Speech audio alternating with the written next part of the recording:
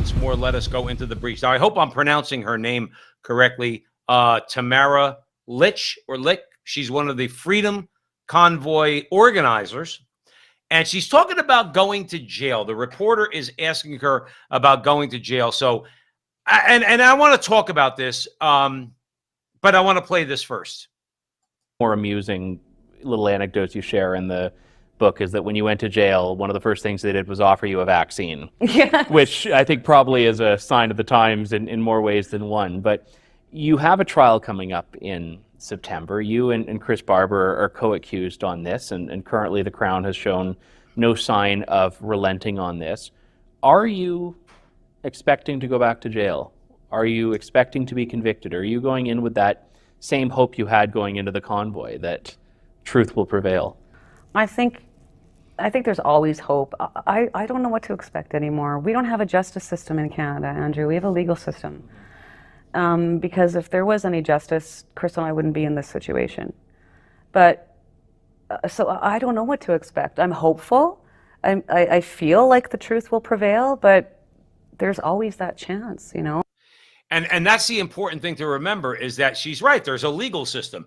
The tyrants will say, well, this is the law. Now, not that they don't have a right to protest, they do, but they'll make something up. They'll talk about, well, they had Nazi flags.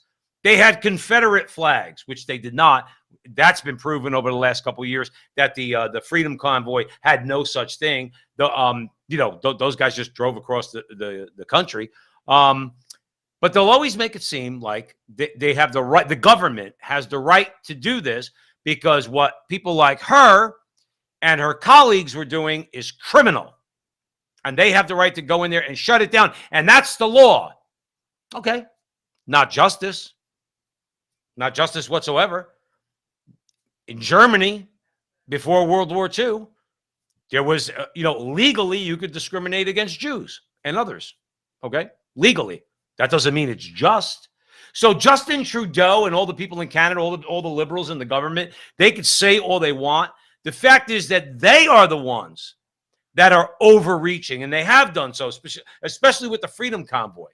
People who have very, very legitimate beefs, and it used to be that however you want to protest, whether you want to walk over a bridge in Alabama, protesting against the Jim Crow laws of the South, whether you want to march on Washington, D.C., every year in January in the pro-life march to pray that Roe versus Wade gets overturned. In other words, these people, would call you a terrorist. Justin Trudeau, the American left, they would call you and people like her, people like Tamara, a terrorist. And you want to know something? God bless her. She says, I don't know. I don't know what's going to happen.